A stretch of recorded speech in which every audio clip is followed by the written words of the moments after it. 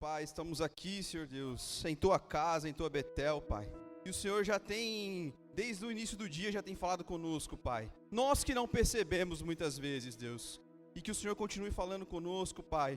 Tivemos os louvores, Deus, e que possamos ter esse propósito contigo, Pai. Em nome de Jesus, amém. Abram para mim, por gentileza, em Eclesiastes.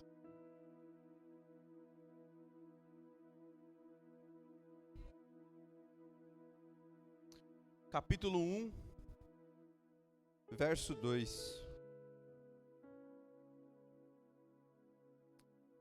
Glória a Deus. Eclesiastes 1, verso 2. Vai dizer assim: que grande vaidade, ou vaidade de vaidade, diz o pregador ou mestre. Que grande vaidade, nada faz sentido. Pode se assentar. O tema da palavra de hoje é vida com propósito. Essa vaidade, esse termo que é usado nesse versículo, não é o termo como vaidade no sentido de estou me arrumando, vou arrumar, pegar uma roupa melhor. Não. Esse sentido de vaidade é vacuidade, inutilidade, sem sentido, insignificante, diferente. E Salomão olha para toda a realidade. Salomão, no fim, o rei Salomão, o grande rei Salomão, ao fim da sua vida, escreveu esse livro de Eclesiastes.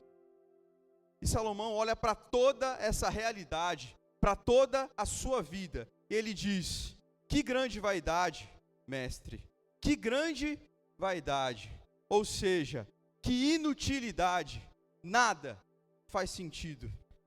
E essa é a ideia, é o clamor de Salomão nesse dia. E é interessante que a gente pode observar que Salomão tinha tudo.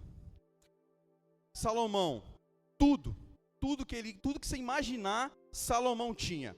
Posse, dinheiro, mulher, construção, era famoso, importante, tudo de bom. O melhor lugar para se morar, num palácio, era onde Salomão morava, era onde Salomão estava. Mas Salomão, mesmo no palácio, mesmo com tudo isso, ele inicia o seu livro dizendo: vaidade de vaidade, tudo é inútil, tudo não faz sentido, ou seja, nada para ele fazia sentido nesse momento. E quando a gente pega o livro de Eclesiastes, tem uma chave muito interessante para a gente ler ele do começo ao fim. E a chave é: debaixo do sol. Ou seja, debaixo do sol, com a visão humana, com a visão da humanidade, com a visão das coisas, abaixo do sol. Sem esse termo, sem essa chave, fica complicado da gente entender o que Salomão, essa crise que Salomão tinha. Tudo que Salomão começa a avaliar no livro, vai dizer, debaixo do sol. Quando ele avalia as coisas humanamente, em uma perspectiva humana, com o olhar humano, as coisas perdem o sentido. As coisas parecem um grande absurdo para Salomão. Os acontecimentos e as realidades da vida. Uma delas, ele vai definir o seu livro em 2 pontos. O primeiro ponto, vaidade, inutilidade. E o segundo ponto é correr atrás do vento. O primeiro ponto que Salomão vai definir o seu livro, vaidade, inutilidade, sem sentido. E o segundo ponto, correr atrás do vento. Salomão vai expressar que na sua experiência, no seu trabalho, nos seus relacionamentos, tinha sentido de que ele corria atrás do vento. Mas no final de tudo que ele fazia, tudo que ele tinha, ele sentia um sabor de insatisfação, algo que foi prometido muito e não foi entregue. Um sentido de que não dava para pegar aquilo que ele queria realmente. Não dava para ele alcançar as coisas que ele almejava, os anseios mais profundos. E no capítulo 2 de Eclesiastes, Salomão, ele vai se aventurar. Ele vai dizer, quer saber? Eu vou procurar as coisas da vida. Eu vou procurar preencher um vazio. No verso 3 a 11, diz assim: então saí diante dos grandes empreendimentos de alegria. Então fui para descobrir as coisas boas da vida. Ele começa dizendo: me atirei na extravagância. Fui para a vida, fui para todos, fui me jogar. Mas nada disso adiantou. Aquela pendência do vazio ainda continuava. Aí ele diz: construí casas, palácios, plantações, vinhas, construí milhares de coisas que os meus olhos viam, mas aquela pendência, aquele vazio ainda permanecia. Então tive muitos empregados de Salomão, tive muitas empregadas, tive muitas pessoas à minha disposição, fazendo os meus desejos. Acumulei prata, ouro, tesouros, enchi as minhas reservas de ouros e riquezas. Mas o vazio ainda permaneceu. Ainda senti que tudo é vaidade. Então me tornei famoso, poderoso, conhecido entre as nações pelas construções. E ele vai dizer: ainda continuo sentindo vazio. No verso 10, ele vai usar uma cláusula genérica para dizer: não me neguei a nada, não me privei de nada que o meu coração sentia desejo. Nada. Mas a conclusão vem no verso 11. É repetir a mesma coisa. Descobri que debaixo do sol tudo é inútil, tudo é vazio, a vaidade, e parece que eu estou correndo atrás do vento. Salomão estava mal, né? Salomão estava mal. Muita dessa conclusão que Salomão tem do que ele está agora com essa crise está ligado à morte. Está ligado à morte. Porque tudo aquilo que Salomão pensava, tudo aquilo que ele achava que valia alguma coisa, tudo que ele achava que era a resposta, ele encontrou um ditador. Ele encontrou alguém inquebrável, um poderoso chefão, a morte. E Salomão percebeu que por mais que ele construísse, ele iria morrer. Que por mais que ele tivesse dinheiro, ele iria morrer. Que por mais que ele experimentasse as coisas boas da vida, ele iria morrer. E tudo aquilo seria passageiro. E no capítulo 2, verso 15, ele vai dizer uma das coisas que mais chocou Salomão: tudo bem, eu sou um sábio, e ali está um tolo, mas nós vamos para o mesmo lugar. Nós não somos nada. De que adianta eu, Salomão, ser um sábio ou ser um tolo, se eu vou para o mesmo lugar? No capítulo 9, verso 2, ele vai dizer: para onde vai o bom, vai o mal. Para onde vai o justo, vai o ímpio. Para onde vai o puro, vai o impuro. E Salomão começa a olhar, e que ele vê um velório de pessoas boas morrendo. E ele começa a olhar, vê o velório de pessoas más, que fizeram mal. E ele vai dizer: os dois vão para debaixo da terra. Então de que adianta eu ser bom ou ser mal, ou fazer as coisas boas ou ruins? De que adianta se tudo vai virar pó?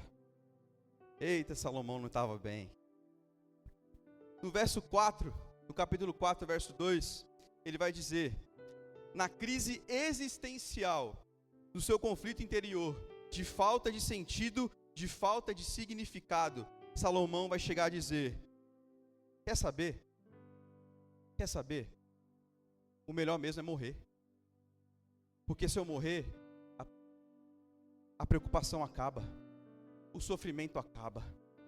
Mas ele ainda continua e vai dizer: mais feliz ainda aquele que não nasceu.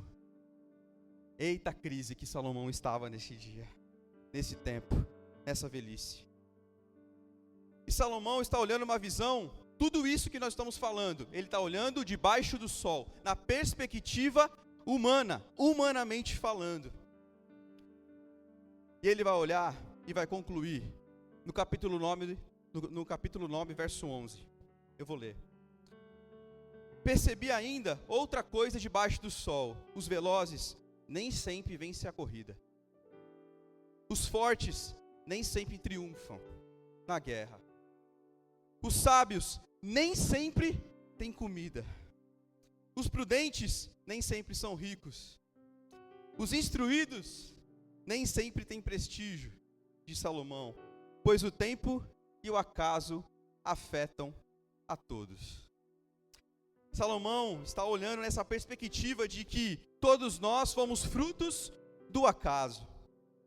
E que não importa se você é forte, se você é inteligente, se você é sábio, se você é prudente, o grande aspecto que vai definir a realidade da minha e da sua vida, como diz Salomão aqui, é sorte ou azar. Mas ele vai olhar no capítulo 7, verso 15 e vai dizer: puxa, vi tantas pessoas morrerem cedo. E você já deve ter se perguntado isso. E tantas pessoas que vivem muito, que viveram muito, que eram más, injustas. Nada faz sentido. Outra coisa que Salomão vai dizer: as pessoas vão ao trabalho, vão casando, tendo filhos, vão fazendo as mesmas coisas. E Salomão vai dizer: debaixo do sol não há novidade mais. Tudo é a mesma coisa. Tudo é mesmice, tudo se repete, não faz mais sentido, tudo é vaidade, tudo é inutilidade, ele vai dizer. Nada que se tem visto é novidade, que já aconteceu no passado, coisas pelas quais gerações passadas vieram, tiveram medo, tiveram alegrias, tiveram sonhos, perderam sono, por causa dessas coisas morreram, e a nova geração continua fazendo as mesmas coisas. Debaixo do sol, nada faz sentido, não há novidade. E Salomão olha para as pessoas agora. No capítulo 4, no verso 4, ele vai dizer: descobri que todo o trabalho e toda a realização, olha só, surgem da competição que existe entre as pessoas. Mas isso também é um absurdo, é correr atrás do vento. Olhar para a humanidade, para as realizações e dizer: vivemos, criamos algumas coisas que na verdade são repetições, mas é uma repetição baseada em competição, para mostrar para o outro que é melhor, para fortalecer o ego, e na verdade paira um cheiro de rivalidade de Salomão. Rivalidade que inspira as pessoas é o ego, é a combatividade, essa concorrência, essa competição de Salomão. De que adianta os relacionamentos, diz ele, a inveja nos corações, o ódio, o amor, de que adianta a paz ou a guerra, se tudo vai para o pó, nada faz sentido, de que adianta eu amar ou eu odiar? Salomão estava mal, né? Mas essas perguntas que Salomão fez, esse questionamento, a nossa geração também faz. Os questionamentos que Salomão teve sobre a sua existência, sobre a sua crise, nossa geração também faz.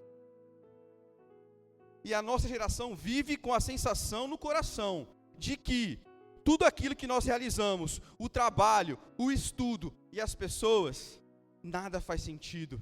Você acordar e trabalhar, e estudar e voltar e vir para a igreja e nada faz sentido, diz Salomão. Também não tem propósito, também não tem sentido. Algumas pessoas vão nomear a nossa geração, essa era, a era do vazio. A nossa era é a era do vazio. E se é uma era do vazio, é a era das drogas, é a era do remédio, é a era das pessoas que querem preencher o seu vazio, fugindo pegando outras coisas, fazendo outras coisas, mas tudo é vaidade, tudo é inutilidade, e esse vazio ainda continua. Tudo parece ter uma cor trágica, as pessoas são tristes, com o sentimento de que nada vale a pena, com o sentimento que a vida é sem graça. Chega de descer, porque para toda descida tem uma subida. Mas não se esqueça de um detalhe do que eu falei. Salomão estava num palácio. Salomão estava num palácio. Todo esse tédio, esse amargo, essa crise está acontecendo num palácio, onde se tem tudo aos olhos humanos, não tem falta de nada. As cores para Salomão são trágicas, sentimento de infelicidade e de vazio. O grito que se ouve no palácio não é um grito de alegria, é um choro, é um tédio, é um vazio, é um suspiro. Mas vamos deixar um pouquinho de lado Eclesiastes. Nós vamos sair um pouquinho de Eclesiastes e agora nós vamos sair do palácio e nós vamos para uma prisão. Vamos fazer uma visita a uma prisão. Aqui nós vamos encontrar, como Eclesiastes é um livro difícil, triste, você vê Salomão numa crise. Nós vamos para a prisão agora, encontrar alguém muito importante, e que escreveu uma carta, e que, de todas as cartas dele, é a carta mais alegre. Aqui nós vamos encontrar nessa prisão, não é Salomão, mas alguém que viveu mais ou menos 1000 anos depois de Salomão, o apóstolo Paulo. Vamos encontrar uma carta aos Filipenses. Não precisa abrir, eu vou falando os versículos e vocês conseguem ir anotando.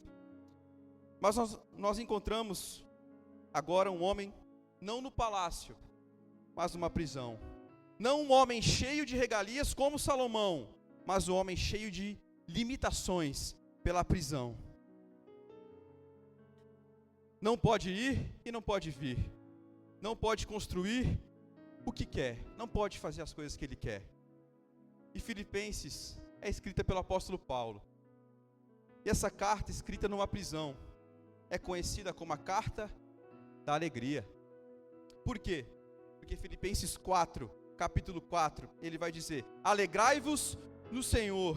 Outra vez vos digo, alegrai-vos. Alegrai-vos no Senhor, diz Paulo. Por isso que é uma carta conhecida como a carta da alegria. Porque nenhuma carta se tem a palavra mais vezes repetida, alegria.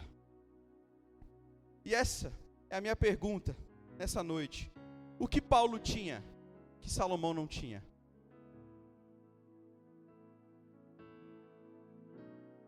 Saímos de um palácio do rei Salomão, com fama, com dinheiro, com mulheres, construção, com nome, mas encontramos um Salomão em crise existencial, onde eu não sou nada, eu vou para o nada, então não tem nada, nada serve, tudo é inútil, nada faz sentido, quero morrer, o melhor é morrer. E saímos de um palácio choroso para uma prisão, onde lá, aos olhos debaixo do céu aí, era onde você encontraria o choro, era onde você encontraria essa crise existencial que Salomão tem, é aonde você encontraria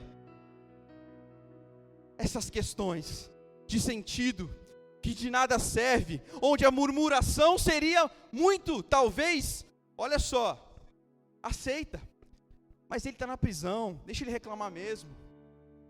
Mas se fosse assim, no palácio teria alegria, no palácio teria riso. Mas encontramos um Paulo alegre, encontramos um Paulo contente, com a sua identidade bem estabelecida, com um propósito. Estou caminhando para o final, mas eu vou terminar pontuando 4 coisas 4 pontos que Paulo fez para transformar uma prisão num palácio, para transformar um choro em alegria. 4 coisas que, se Salomão soubesse, ele faria do palácio uma festa. Primeiro ponto que eu vou falar essa noite: o que Salomão viu debaixo do sol, que todas as coisas são iguais. Paulo vai dizer: Salomão, você está errado. Você diz que debaixo do sol não há novidade. Aí Paulo vai dizer: Salomão, aconteceu algo novo. Filipenses capítulo 5 vai dizer que, sendo em forma de Deus, se esvaziou a si mesmo, tomando a forma de servo, fazendo-se semelhante aos homens, sendo obediente até a morte e morte de cruz.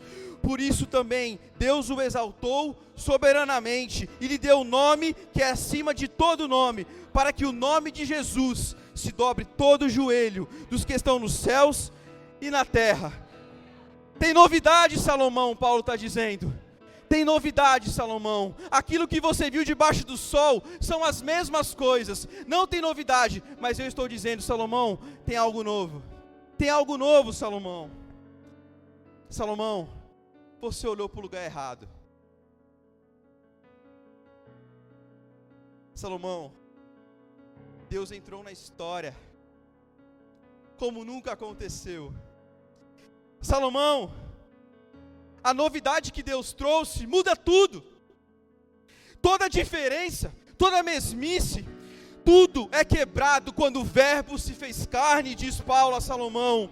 Nós temos novidade, Salomão, porque o verbo se fez carne, e não a mesmice com Cristo, diz Paulo. A novidade, diga para o teu irmão, a novidade, há algo novo nessa noite, é Cristo. Ele nos ensina a amar. Ele morreu em nosso lugar para pagar os nossos pecados. Aonde Salomão, debaixo do sol, vê a mesmice, Paulo, depois de Cristo, vê uma novidade. E se Deus enviou o seu próprio Filho, é porque eu e você, nós somos importantes. Deus enviou seu Filho porque nós somos importantes. Para aquele que criou todas as coisas, Ele tem propósito. Para aquele que criou todas as coisas, tem propósito. Ele tem um plano. Ele tem um amor. E tudo para Deus é relevante. Tudo importa. E como é que eu sei? E como você sabe disso? Porque Ele veio e se fez homem em nosso lugar, em nosso meio. Por isso, Paulo vai dizer: por Cristo, eu posso fazer um palácio na prisão. Eu posso fazer da prisão uma festa. Eu tenho novidade de Deus, diz Paulo, e a novidade de Deus é Cristo. Eu tenho Cristo, e com Cristo, a prisão ou o palácio, não importa. Com Cristo é festa, é alegria. Amém?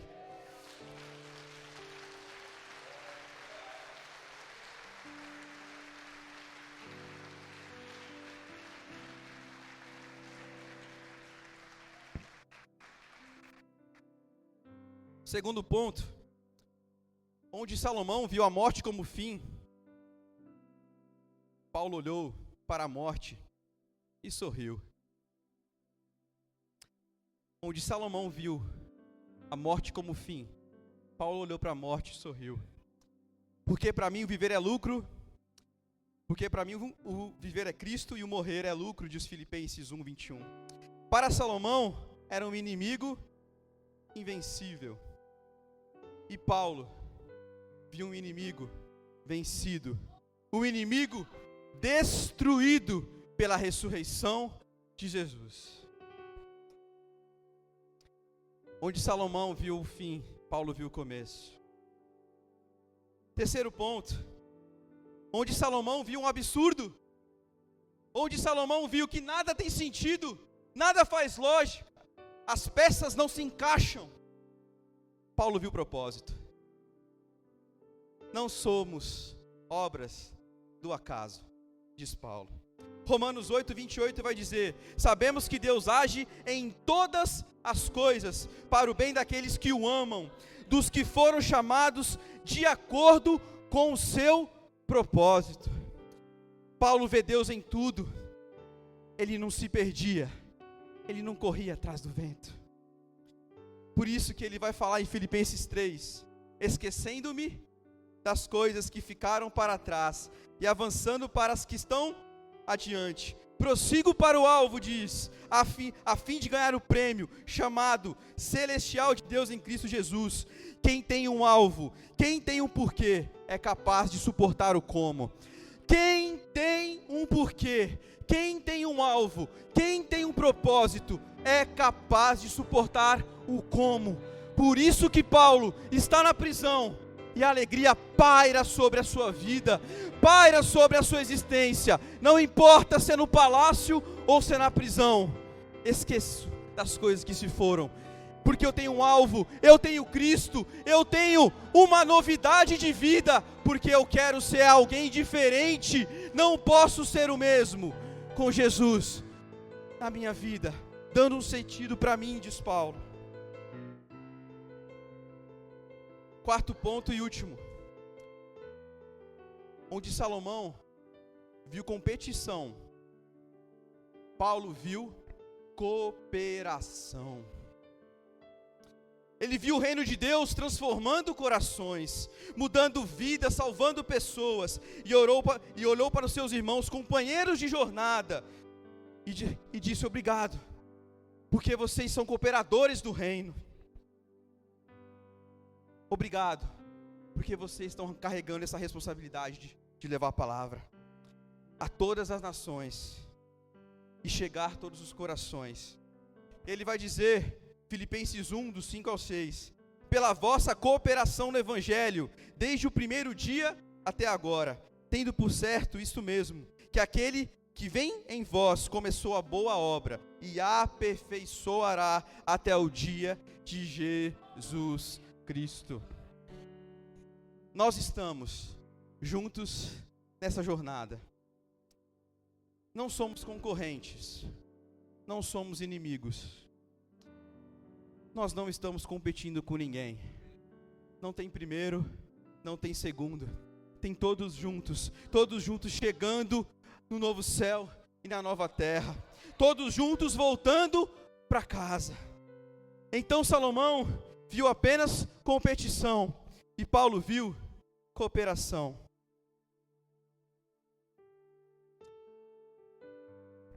O que vai determinar o luto ou a festa é o seu coração. Porque nunca, mesmo estando no palácio, o seu coração vai ser um palácio se ele estiver aprisionado. Mas Paulo, estando na prisão, o seu coração era um palácio. Por que o coração de Paulo era um palácio? Porque Paulo via a novidade de vida em Cristo. Porque Paulo olhou para a morte e falou: morrer é lucro, eu quero ficar aqui, tem mais coisa para fazer, tem trabalho, mas se eu partir, se Jesus me recolher, é mais Cristo. E aonde Salomão viu o absurdo, Paulo viu o propósito. Novidade de vida de Deus, que é Cristo. Paulo olhou para a morte e sorriu, porque ele crê, ele andava, ele falava. O porquê de Paulo, o alvo de Paulo era Cristo, era Jesus. Então ele podia suportar o que for. Paulo via propósito em todas as coisas, e mesmo na prisão, ele sabia que Deus estava no controle, que aquele que começou a boa obra é fiel para cumprir, e ele sabia que tinha propósito mesmo na prisão. E Paulo sabia que o reino de Deus não é competição, é cooperação. Muitas crises existenciais temos nesse mundo, nessa era do vazio, nessa era que queremos preencher com coisas, com pessoas, mas só existe uma pessoa, a pessoa de Jesus, que pode curar qualquer dor da alma, que pode preencher o seu vazio, que pode transformar um pranto em festa, que pode transformar um momento difícil, mas vou passar louvando, eu vou passar adorando. E essa imagem, ela vai dizer, Salomão em crise no palácio, mas Paulo adorando na prisão. Fique de pé.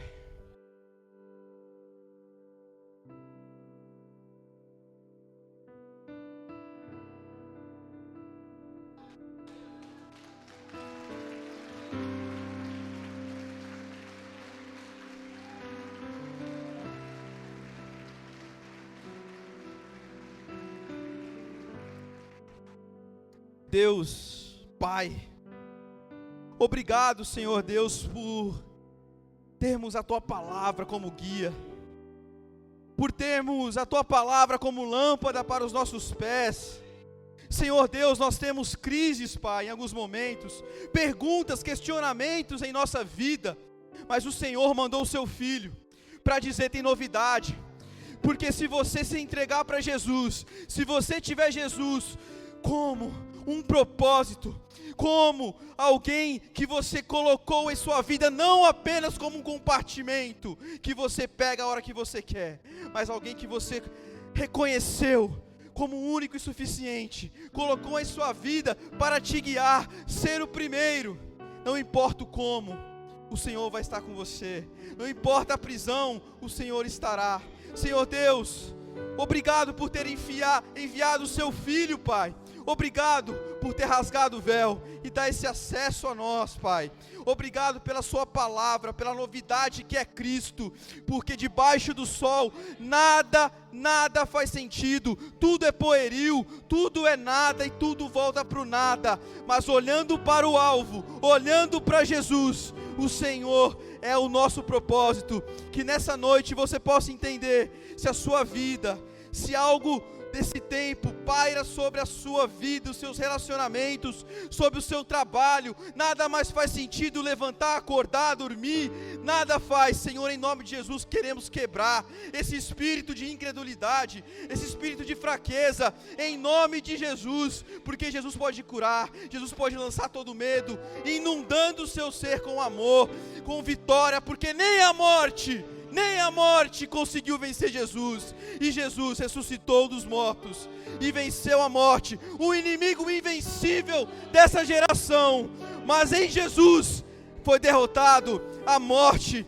Senhor Deus, obrigado, Pai, por cada vida nessa noite, assim como Paulo via uma oportunidade em cada vida, ele olhava cada pessoa como um milagre, nós olhamos cada irmão, não tem competição, não tem inimigos, chegaremos juntos ao novo céu e nova terra, que possamos nos entregar, nos dobrar, nos render ao senhorio de Cristo, e que possamos fazer o melhor, e termos essa novidade, vencer a morte em Cristo Jesus, que possamos ter um propósito nele, e que possamos entender que o reino de Deus é cooperação, para que a palavra seja proclamada, para que a palavra seja espalhada. Obrigado, Deus.